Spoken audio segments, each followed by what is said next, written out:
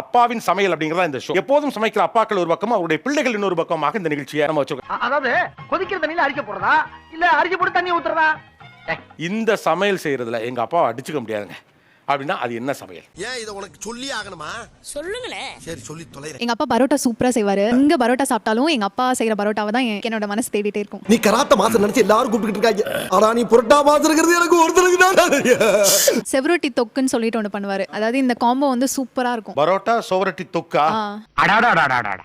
மதுரக்காரவங்க இட்லி அவிச்சாலே தனி ருசிதான். எங்க அப்பா வந்து சப்பாத்தி சுடுற விதத்தை பார்த்தாலே உங்களுக்கு அவ்வளோ ஆசையா இருக்கும் சாப்பிடணும்னு. அப்படியா? அப்படியே திரட்டுவாரு, அது அப்படியே ஓடும். ஒரு தடவை கூட அந்த சர்க்கிள் கூட மிஸ் ஆனது கிடையாது. அவ்வளோ பெர்ஃபெக்ட்டா இருக்கும். 15 நிமிஷம் கூட கிடையாது. உங்களுக்கு சுட்டு தட்டுக்கு ரெடியா வந்துரும். 15 நிமிஷம் 10 நிமிஷம் அப்படியே சுட சுட சுட சுட நெய் ஊத்தி அப்படியே சாஃப்ட்டா நெய் ஊத்தியா? நாளைக்கு சப்பாத்திக்கு நெய் ஊத்துறாங்க? அவ்வளோ டேஸ்டா இருக்கும். ஆனா இது புதுசா இருக்குனே. புதுசா இருக்கு. புதுசா இருக்கு. எங்க அப்பா சப்பாத்தி சூப்பரா செய்வாங்க சார். நான் செய்யறதுக்கு 15 நிமிஷம் ஆகும். எங்க அப்பா வித்தின் 5 மினிட்ஸ். டேய் வண்டி ரொம்ப ஸ்பீடா ஓடுதுடா, நிப்பாட்டு. அந்த சாஃப்ட்னஸ் இருக்கும்ல, சப்பாத்தில இருக்க சாஃப்ட்னஸ் வேற யாரு செஞ்சாலும் அந்த சப்பாத்தில அந்த சாஃப்ட்னஸ் நான் பார்த்தது இல்ல. உளுந்தஞ்சோறுன்னு ஒன்று இருக்கு.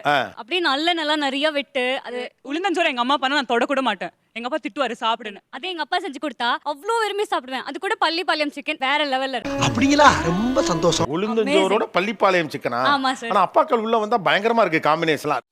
சொன்னாங்களா உன்கிட்ட? எங்க அப்பா வந்து பன்னிக்கறி, அப்புறம் பன்றி, என்னடா சொல்ற? அப்புறம் கருவாடு, மீன் இதெல்லாம் வந்து வெளியில வச்சு சமைப்பாங்க, அந்த பானையில வச்சு. அதை வந்து நானும் சாப்பிட்டுட்டு ஃப்ரெண்ட்ஸ்க்குலாம் கொடுப்பேன். ஸோ ஒரு தடவை ஒருத்தனுக்கு கொடுக்கும்போது அவனுக்கு அந்த நான்வெஜ்லாம் அவ்வளோ சாப்பிட மாட்டான். அவன் இப்போ சாப்பிட்டுட்டு அதையவே இப்போ வாரத்தில் 2 டைம்ஸ் அதை ஆக்கிக்கிட்டான். இன்னொன்னு போடுற. என்ன நீ கேக்குற? இனிமே நான் தானே கேட்கணும். என்னென்ன வெரைட்டி எல்லாம் செய்வாங்க உங்க அப்பா? மதியானம் இப்ப லஞ்ச்னு வச்சுக்கோங்களேன். எனக்கு சாம்பார் பிடிக்கும், என் தங்கச்சிக்கு காரக்குழம்பு பிடிக்கும், என் அம்மாக்கு ரசம் பிடிக்கும், எனக்கு கடலைப்பருப்பு வடை பிடிக்கும், என் தங்கச்சிக்கு உளுந்த வடை பிடிக்கும். எல்லாமே செய்வாரு. உங்களுக்கு சமைச்சு போடுறது ஹோட்டல் வச்சிருந்தா கோடீஸ்வரர் ஆயிருப்பாரு போல இருக்கே.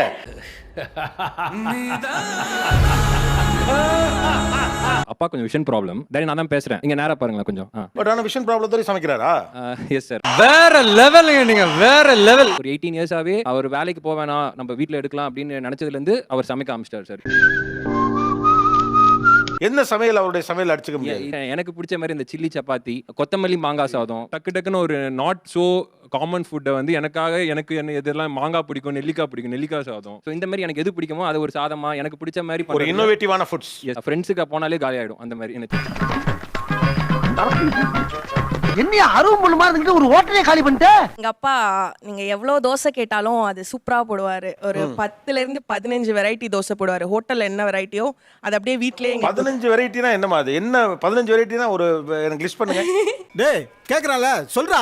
சார் நிறைய சார் ஹோட்டல்ல இருக்க மாதிரி paneer dosa, mushroom dosa, ghee roast, plain dosa, onion uttapam, plain uttapam. கமன்னு ஒரு ஊத்தப்பத்தை எடுத்துட்டு வாங்க. சரிங்க. அண்ணனுக்கு ஒரு ஊத்தப்பம். வீட்ல ஏதாவது சிக்கன்ல குழம்பு செஞ்சாங்கன்னா அதே அப்படியே சிக்கனை போட்டு கறி தோசை, அதுக்கப்புறமா முட்டை தோசை, முட்டையில முட்டை மசாலா தோசை, முட்டையில முட்டை பொடி தோசை, ஆனியன் பொடி தோசை. சரி இப்போ உன்கிட்ட என்ன இருக்கு? இட்லி வடை தோசை. எப்ப பார்த்தாலும் இட்லி வடை தோசைன்னுகிட்டு. வெறும் பொடி தோசை. ஒரு 5 தோசை சாப்பிட்டா 5 வெரைட்டி கிடைக்கும். ஆமா சார். ஒன்னொன்னும் ஒவ்வொரு வெரைட்டி. அது சோம்பேறித்தனம் பார்க்காம நம்ம வெங்காய தோசை வேணும்னா டக்கு டக்கு டக்குன்னு வெங்காயத்தை கட் பண்ணி அப்படியே போட்டு அது வெங்காய தோசை. பொடி தோசை வேணும்னா அப்படியே பொடியை தூக்கி போட்டு அது வெங்காய பொடி தோசை. இந்த சாப்பிடு நெய்யை அப்படியே சுத்தி ஊத்தி சூப்பரா இருக்கும். செம்ம டேஸ்டா இருக்கும். ஆர்டிஸ்டா கூட கிரேட். சிக்கன் குழம்பு வந்து வச்சாருன்னா அடுத்த நாள் நம்ம வந்து ஏஞ்சி கையை முகந்து பார்த்தா கூட அந்த வாசனை வந்துட்டு அப்படியே கையிலேயே இருக்கும். வீட்டு பக்கத்துலேயே நாங்கள் வந்து வாழை மரம் வளர்க்குறோம். ஸோ அந்த வாழை மரத்துலேருந்து வாழை இலையை அறுத்து ஃப்ரெஷ்ஷாக நல்லா சுட சுட சாதத்தை போட்டு அந்த சிக்கன் குழம்பு ஊற்றி சாப்பிட்டோன்னா அப்படி இருக்கும் சார். எனக்கே பசிக்குது இப்ப. பசி காதடிக்குது, கண்ணுதிரிலே நான் என்ன பண்ணுவேன்? அவர் செய்ததுல சாம்பார் நல்லா இருக்கும், அடிச்சுக்க முடியாது. அவர் என்னடா சாம்பார் சொல்ல நினைக்காதீங்க, நீங்க சாப்பிட்டதுல அடிச்சுக்க முடியாது. அவர் சூப்பரா இருக்கும் சார் அவர் சமைச்சா. ப்ளீஸ் சாப்பிடுங்க.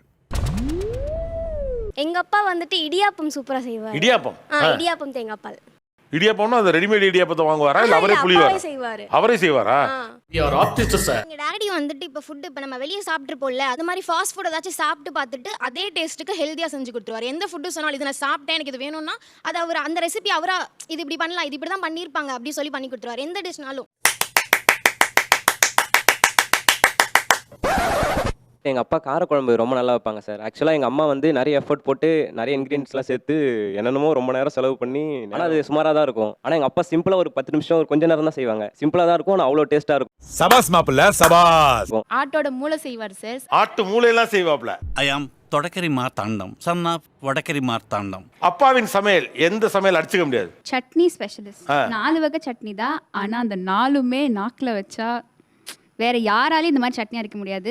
நீங்க ரொம்ப புகழ்றீங்க. சிக்கன் பிரியாணியும் மட்டன் தொக்கும் அப்படியே சூப்பரா பண்ணுவாங்க. அந்த மட்டன் தொக்கை அப்படியே வரட்டி வீட்டில் அரைச்ச மசாலா ஆட் பண்ணி பண்ணுவாங்க. அதுக்கு வந்து எங்க ஃபேமிலியே வந்து கிரேஸ். எங்க அப்பா பிரியாணிக்கும் மட்டன் தொக்குக்கும். அப்ப நான் ஒண்ணுமே பண்ண முடியாது போல இருக்கு. மட்டன் எடுத்துக்கிட்டிங்கன்னா மட்டன் குழம்பு, மட்டன் வறுவல், சிக்கன்ல சிக்கன் பிரியாணி. மட்டன் பிரியாணியை மறந்துட்டேன் நான். மட்டன் பிரியாணி எனக்கு ரொம்ப பிடிக்கும், சிக்கன் பிரியாணி என் தங்கச்சிக்கு ரொம்ப பிடிக்கும். அதனால 2 சிக்கன் பிரியாணில சிக்கன் கிரேவி மாதிரி பண்ணுவாங்க, சிக்கன் அந்த ஒரு ட்ரை மாதிரி பண்ணுவாங்க. லிஸ்ட் பெருசா போய்கிட்டு இருக்கு. முட்டை கண்டிப்பா வச்சிருவாங்க சண்டே. ரசம் இல்லாம நான் சாப்பிடவே மாட்டேன் ஞாயிற்றுக்கிழமையில. இது மீன் இருந்தா மீன் வறுவல், மீன் குழம்பு இது நடக்கும். எறா இருந்துச்சுன்னா கண்டிப்பா எறா வறுவல் பண்ணிடுவாங்க. என்னடி இது? எனக்கு நண்டு ரொம்ப பிடிக்கும். நண்டு வாங்கி எங்க அப்பா செஞ்சு கொடுத்துருவாரு. அதை க்ளீன் பண்ணி பொறுமையா செய்வார். இறால கூட க்ளீன் பண்ணி நல்லா செய்வார். உடைச்சு எனக்கு கையில தட்டுல வச்சு கொடுப்பாரு. அவர் சாப்பிட மாட்டாரு, வந்து எனக்கு எல்லாத்தையும் வச்சு கொடுத்து, மா நீ சாப்பிடுமா, உனக்கு போதுமா. இட்லிக்கு பக்கத்துல கூட சட்னி சாம்பார் ஏதாச்சும் வச்சுக்கிறான்னு கேட்டேன். ஊத்தியா? என்னால சாப்பிடவே முடியலன்னு சாஞ்சு உட்கார்ந்துற வரைக்கும் அவர் வந்து உட்கார்ந்து எல்லாத்தையும் போட்டுக்கிட்டே இருப்பாரு. எனக்கு சாம்பார் ஊத்து. சாம்பார் பசங்களா சமைச்சா ரொம்ப கசகசன்னு ஆக்கிட்டு வருவாங்கல்ல, எங்க அப்பா கிட்ட அது கிடையவே கிடையாது. எங்க அப்பா வந்து சமைச்சாருன்னா அப்படி செம்ம கிளீனா இருக்கும். ஒரு டீ போட்டா கூட டீ குடிச்சிட்டு முடிச்சிட்ட உடனே அதை அப்படியே கழுவி வச்சுட்டு வந்துடுவார். இதுதான் அவருடைய பக்குவமே. அடேங்கப்பா, இது வரையா? சமையலறையே மோஸ்ட்லி கொஞ்ச நாளைக்கு முன்னாடி வரைக்கும் அப்பா ஓடது தான். ஏன்னா காஃபி போடுறதுல இருந்து பாத்திரம் கழுவுறதுல இருந்து அதை க்ளீன் பண்ணி பிரேக்ஃபாஸ்ட் செஞ்சு லஞ்சுக்கு எல்லாம் ப்ரிப்பேர் பண்ணி செய்யறது வரைக்குமே மார்னிங் ஃபுல்லாவே அது அவர் கண்ட்ரோல்ல தான் இருக்கும். உன் கை பட்ட உடனே இங்க பாத்திரமெல்லாம் வெள்ளி பாத்திரமா மின்னுது தல. செருப்பு பிஞ்சிரும். நான் என்ன நினைச்சேன்னா அப்பாக்கள் சமைக்கிறப்ப ஒரு பேச்சுலர் சமையல் மாதிரி இருக்கும், எக்ஸ்டெண்டடா இருக்கும். ஏன்னா ஏதாவது ஊருக்கு வந்து படிக்க வந்தப்ப வேலைக்கு வந்தப்ப என்ன சமைச்சாங்களோ அது அப்படியே பிள்ளைங்களுக்கு கொஞ்சம் ஃபர்னிஷ்டா பண்ணி கொடுக்குறாங்கன்னு நினைச்சாங்க. ஆனால் அது ப்ரொஃபஷனலா பக்கவர், well maintained, clean, disciplined, organised குக்ஸா இருக்காங்க அப்பாக்கள். சூப்பர். ஐயோ. ஓகே, ஆனா எனக்கு என்ன ஒரு கேள்வினா, அப்பா எதுக்காக சமைக்க வந்தார்? சொல்றேன், மக்களுக்காக சொல்றேன். கல்யாணம் ஆன புதுசுல அம்மாக்கு சமைக்க தெரியாது, அதனால எங்க அப்பா வந்து சமைக்க வந்தார். அதுக்கு பிற்பாடு கல்யாணம் பண்ணி எனக்கு 3 பொண்ணுங்க தான். அதுல இருந்து அவங்களுக்கு சமைக்கணும், அப்பா சமையல் தான் அவங்களுக்கு ரொம்பவே பிடிக்கும். அப்பா ஆரம்பிச்சது இன்னமும் நீங்க தான் சமைக்கிறீங்க? சமைச்சுக்கிட்டா சார், பெரும்பாலும் நான் தான் சார் சமைப்பேன். எனக்கு எண்டே கிடையாதுடா. அப்பவும் அப்பா வீட்ல இருந்தாங்கன்னா அம்மா எந்திரிக்க மாட்டாங்க. 3 வேளையுமே அப்பாவோட சமையல் தான். அப்பா இருந்தா அம்மாவை நாங்க கிச்சனுக்குள்ள விட மாட்டோம். எங்க அப்பா தான் சமைச்சு கொடுக்கணும், இல்லைன்னா நாங்க சாப்பிட மாட்டோம்னு அடம் பிடிப்போம். எங்க அம்மாக்கு வந்து படிக்கணும்னா ரொம்ப பிடிக்கும். ஆனா அவங்களுக்கு நிறைய விஷயம் கிடைக்கல. அதனால எங்க அம்மா படிக்கிறாங்க, அவளுக்கு சப்போர்ட் பண்றதுக்கு நான் இருக்கேன். நான் சமையல பாத்துக்கிறேன், நீ படிமா, எவ்வளவு வேணாலும் படிமா. இப்ப எங்க அம்மா வந்து 8 டிகிரியாப்பா 7 டிகிரி 8 டிகிரி முடிச்சிருக்காங்க, PhD ஹோல்டர். சூப்பர். 18 வருஷம் எங்க அப்பா தான் எங்க அம்மாக்கு சப்போர்ட் பண்ணி. அதான் ரீசனேவா மனைவி படிக்கட்டுங்கிறதுக்காக சமைக்க ஆரம்பிச்சீங்க? ஆமா சார். அட்டே அப்பா, அமேசிங். ஏதோ ஒரு டிகிரி முடிக்கிற வரைக்கும் நீங்க சமைச்சு போட்டது சரி. எதுக்கு 7 டிகிரி படிக்கிற வரைக்கும் சமைச்சு போட்டீங்க? அவங்க வந்து டீச்சர் ஆகணும் ரொம்ப ஆசைப்பட்டாங்க. அப்பா மகனே அங்குசாமி, நீ மகராசனா இருக்கணும்ப்பா, நீ மகராசனா இருக்கணும். எங்கள் அம்மா வந்து இனிஷியலாக வந்து ஸ்டார்ட் பண்ணாங்க. ஸோ அதனால் நிறுத்தக்கூடாது, நம்ம கண்டினியூ பண்ணணும், அவங்கள படிக்க வைக்கணுன்றத ஒரு மோட்டிவில் அப்படியே எம்எட் படிக்க வச்சேன், எம்ஃபில் படிக்க வச்சேன். அந்த நேரத்தில் குழந்தைங்களும் கூடவே இருந்தாங்க. ஸோ அவங்களையும் நான் மேனேஜ் பண்ணிட்டு அவங்களுக்கு நான் சப்போர்ட் பண்ணணும் அப்படின்னு சொல்லிட்டு ஒய்ஃபை படிக்க வைக்கிறதுக்காகவே தான் சமையலுக்கு வந்தீங்க? ஆமாம் சார். இப்படி ஒரு நல்லவங்கிட்ட வந்து மாட்டிருக்கமே, உண்மையிலேயே அவங்க அம்மா மாறிவே. இப்போவும் காலையில் டீச்சராக இருக்காங்க சார். காலையில் அவங்க 6 மணிக்கு 1 ட்ரெயின் ஏறணும் எங்கள் ஊரில் இருந்து. ஸோ அந்த காலையில் அவங்க போகிறதுனால அவங்களால சரியாக சமைக்க முடியாது. ஏன்னா எனக்கு ஆஃபீஸ் டைம் வந்து 11 மணிக்கு தான். ஸோ அதனால் எனக்கு காலையில் அந்த டைம் கிடைக்கும், பிரேக்ஃபாஸ்ட் லஞ்செல்லாம் சமைக்கிறது நேரம். ஸோ 3 வேளையுமே நீங்கள் தான் சமைக்கிறீங்க சார்? ஆனா இதெல்லாம் வழக்கமா பண்றது இல்லையே. It's not the convention. வழக்கத்தை மாத்தலாமே சார். Thanks lot. நிகழ்ச்சியில் கலந்து கொண்ட அனைவருக்கும் கோபிநாத்தின் நெஞ்சார்ந்த நன்றிகள். நன்றி, வணக்கம். எல்லாரும் சரிங்க. எதுக்கு சிரிப்பு சொன்ன? சுபம் சீரியல் முடிஞ்சு போச்சு. சுபம் அப்பனே சூரிய பகவானே, கவர்மெண்ட் வேலை கிடைக்கிற வரைக்கும் இந்த செல்போன் வியாபாரத்தை பண்ணி பகுத்த கழுவலாம் இருக்கான். இந்த நடமாடும் வியாபாரத்தை கூடயே நடந்து வந்து நீயும் உதவணும் பா கடவுளே.